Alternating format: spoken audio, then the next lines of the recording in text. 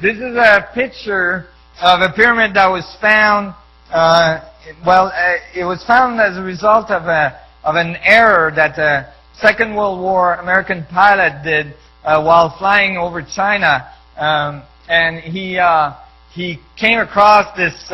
He was lost, and he came across this pyramid and took a black and white picture of it. And it was published, and a lot of people screamed to hoaxes and everything. And I used to never show that in my presentation because there was too much controversy about it. There's over 100 different pyramids in China. And people in general don't know that. They're very, very large. Some of them, they're very typical. They resemble very much the pyramids of South America and Mexico. Here's a satellite picture of them. You can see them here. And interestingly, when you look very closely at the satellite pictures of the pyramids, you find that they resemble very much so what we find at Giza. This is China, this is Giza, and this is Teotihuacan off north from Mexico City. Same angles, same alignments, and all of these alignments match the stars of the belt of Orion. And that I find very interesting. Because many of the civilizations talk about these advanced beings coming from the Orion constellation and the star Sirius. And so, maybe they left us evidence of their passage. Now, when you go to the sacred sites of the knowledge of the sun gods from the Chinese tradition, you go to the Forbidden City, and at the entrance of the city, typically you have the Sphinx.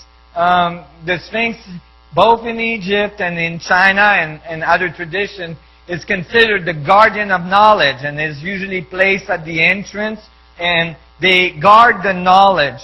And the interesting thing about those statues that guard the knowledge, in the case of the Sphinx, it's thought that the knowledge is guarded under the paws of the Sphinx.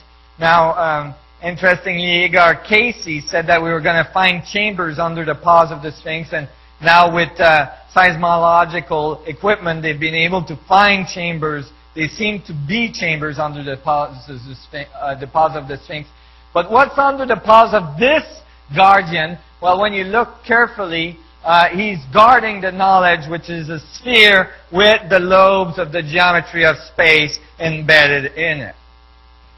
And again, we find this information just percolating all around the world in these places where there's incredible buildings, incredible amount of knowledge. And, you know, sure enough, these traditions in China are linked to the knowledge of the I Ching and the yin-yang. And the yin-yang is the torus viewed from above, as we saw earlier. And then the I Ching is made out of 64 symbols, each symbol being made out of 6 sticks, right? And the way you define each symbol relative to each other is that the sticks are either broken or full. And usually they're arranged in a circle, like so, where 1 is in opposition to 64, 2 is in opposition to 63, 3 is in opposition to 62, and so on. And each one has the same number of full stick and the same number of broken stick. It's just that they're arranged differently between 2 pairs. Now, I was looking at this, and again, I was in my van decoding this a long time ago, and I'm thinking, wait a minute, if I take 6 sticks and I put them together in a geometry, if they're the same length, then the only geometry I can generate out of those 6 sticks is a tetrahedron. And I thought, okay, that kind of works. So maybe the code has to do with tetrahedrons. But what would it be about the broken sticks? What are the broken sticks about? What's going on? Smaller tetrahedrons, what's going on? And it took me a while to figure this out, but eventually I realized that when you follow the code of the I Ching, it goes 164, and they're in opposition. So if you took 1, this is 1 here, and then this is 64, and you put them together, then the sticks have to intersect. And that's why you have the broken sticks, because when they intersect, they get broken. Bang, bang, bang, bang. And here's your star tetrahedron structure.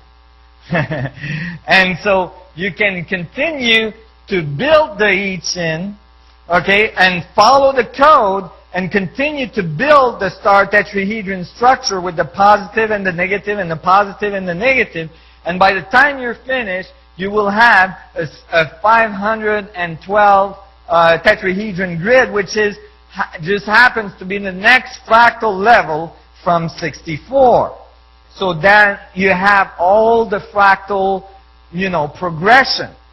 It's very important. I mean, these are fundamental beliefs that we have around the world. They're very important traditions that have very important sets of data that are telling us about the structure of space-time, that are telling us about the dynamics of space-time. In 1972, Carl Sagan and a bunch of other astrophysicists figured, well, we've got the Arecibo radio telescope all set up now, so let's go out there and write a code and send the strongest signal ever sent into space